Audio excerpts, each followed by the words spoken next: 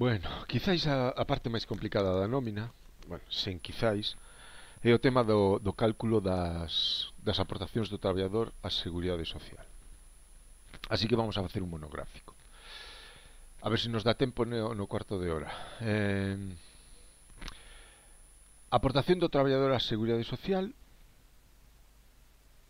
son as cantidades que o traballador ten que pagar para ter dereito ás prestacións da Seguridade Social. O traballador paga unha parte, o empresario ten que pagar outra parte que é bastante maior que a que paga o traballador. Para ter dereito á asistencia sanitaria, o traballador ten que pagar a Seguridade Social. Para ter dereito á xubilación, o traballador ten que pagar a Seguridade Social.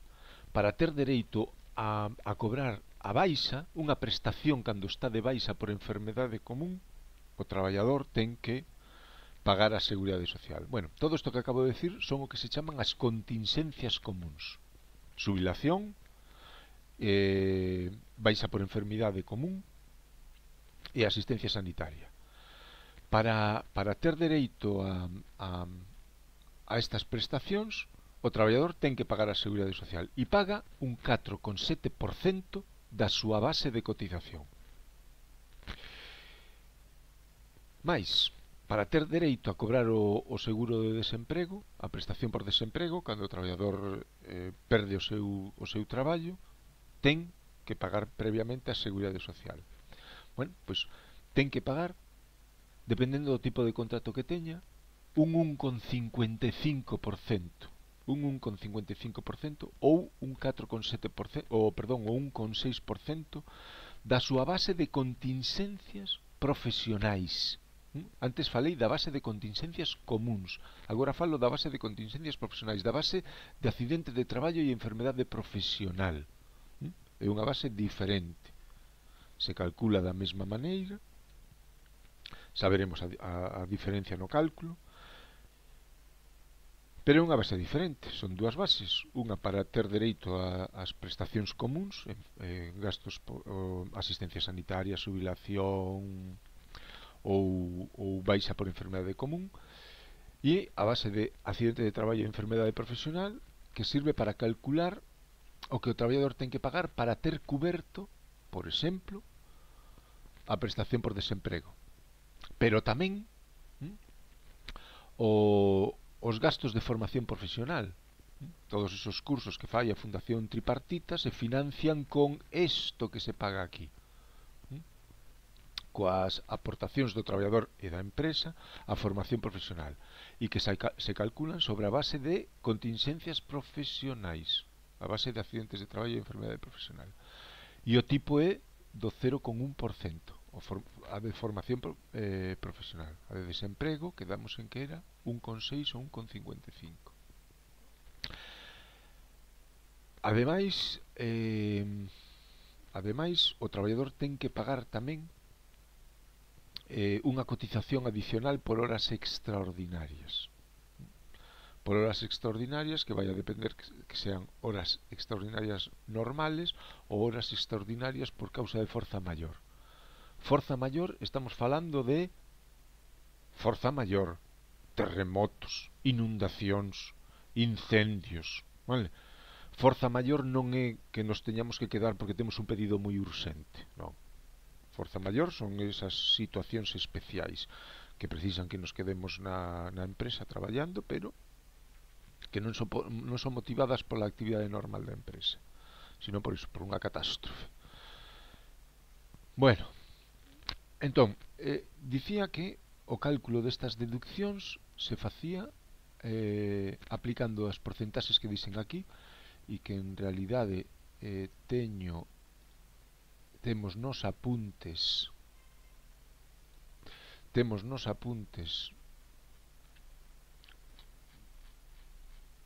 que están colgados na plataforma.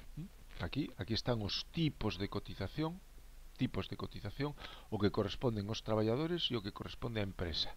Por contingencias comuns, o que acabamos de decir, o traballador paga un 4,7% da base de cotización, a empresa un 23,6%. Por horas extraordinarias de forza maior, o traballador un 2%, a empresa un 12%. Por horas extraordinarias normales, o 4,7% o traballador, 23,6% a empresa. Por desempleo, que se aplica sobre a base de contingencias profesionais, o traballador paga un 1,55 si ten un contrato indefinido ou un contrato en prácticas ou un contrato de relevo ou un contrato de interinidade por sustitución de traballadoras en situación de prestación de descanso por maternidade. Vale? O tipo será le para os contratos indefinidos, os contratos en prácticas e os contratos de interinidade por sustitución de traballadoras en situación de permiso por maternidade. 1,55. No resto de contratos de duración determinada sería un 60. Vedes? A empresa paga unha cantidade maior. Por Fogasa, por Fondo de Garantía Salarial,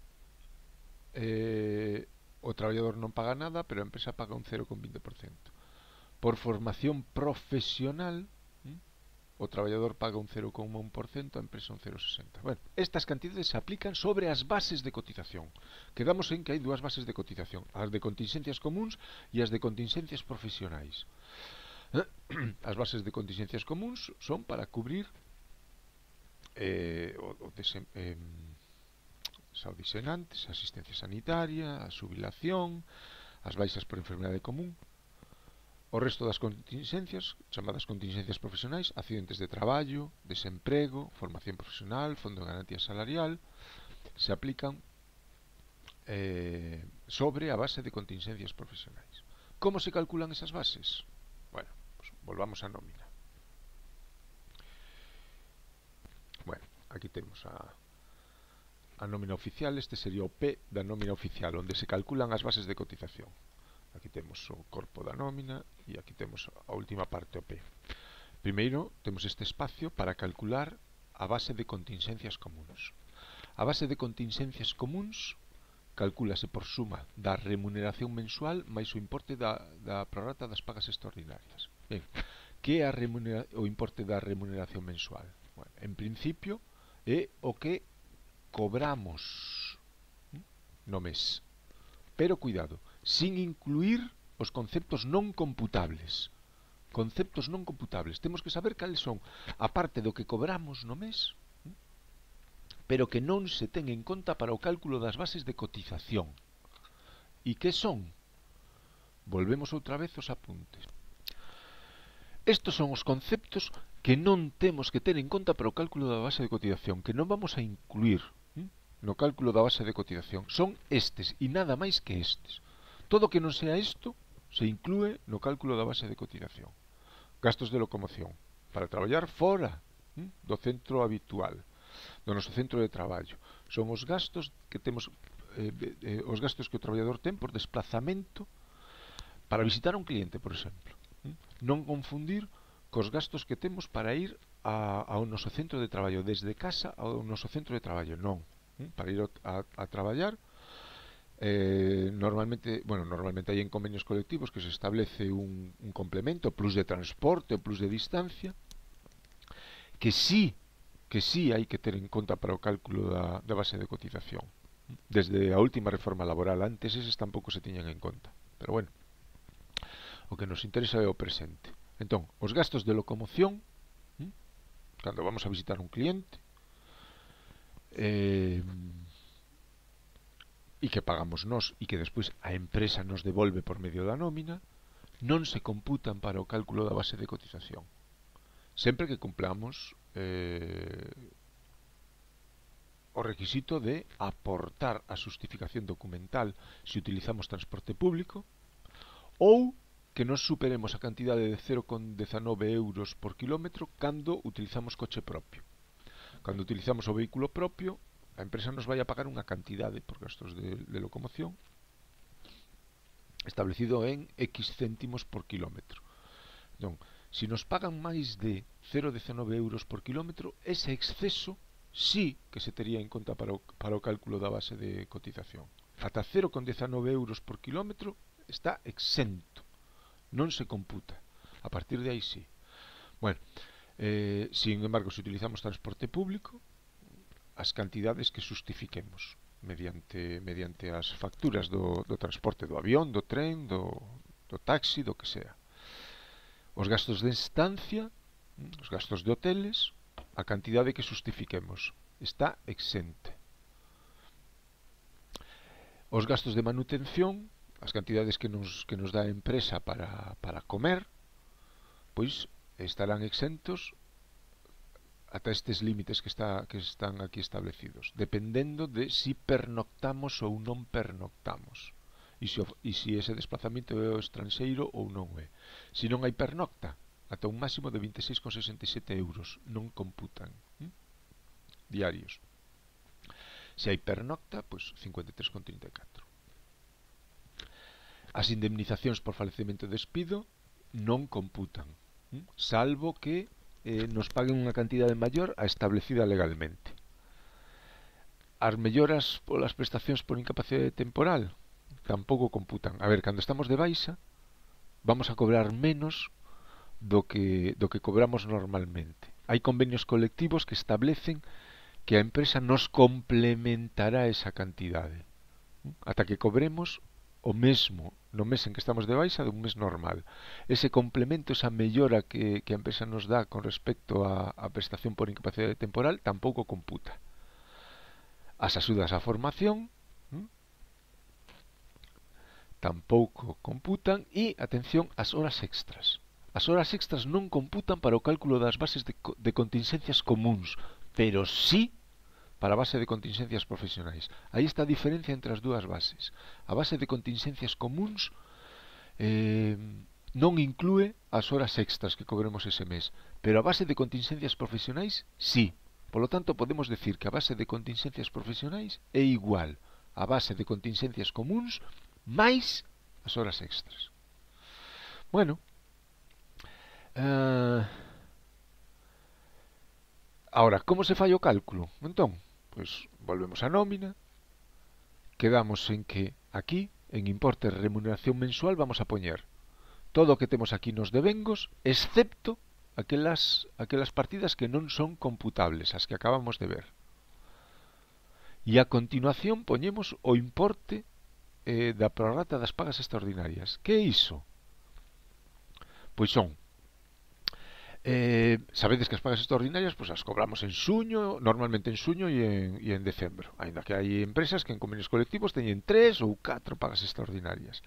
Bueno, a prorrata de pagas extras é o que corresponde do total de pagas extraordinarias a que temos dereito, o que correspondería a un mes, ao mes no que estamos. Se repartísemos as pagas extraordinarias entre os 12 meses, a parte que corresponde a un mes é o que viría aquí, o que colocaríamos aquí. E, polo tanto, o cálculo é moi simple. Si, por exemplo, temos dereito a dúas pagas extraordinarias de 1.000 euros cada unha, si temos dereito a dúas pagas extraordinarias de 1.000 euros cada unha, o sea que temos 2.000 euros de pagas extraordinarias, a prorrata de pagas extraordinarias sería eso entre 12. É o total das pagas extraordinarias entre 12. Esa sería a prorrata de pagas extraordinarias, que é o que colocaríamos aquí. Entón, o importe da remuneración mensual máis a prorrata de pagas extras é a base por contingencias comuns. Esto máis esto, remuneración mensual, conceptos computables que cobramos, máis prorrata de pagas extras é a base por contingencias comuns. Temos que comprobar que esa base de contingencias comuns non supera as bases máximas establecidas para a categoría profesional do traballador. Aquí temos a tabla de bases máximas e mínimas. Se a base que acabamos de calcular é superior á base máxima, teríamos que coller como base de cotización a base máxima. Se é inferior á base mínima, teríamos que coller a base mínima. Bueno, por último, a base por contingencias profesionais. A base por contingencias profesionais quedamos en que era a mesma que a base de contingencias comuns máis as horas extras. Simplemente teríamos que sumarlle as horas extras que temos anotadas aquí. Se o traballador ese mes tivese horas extras, a base de contingencias profesionais sería a base de contingencias comuns máis as horas extras.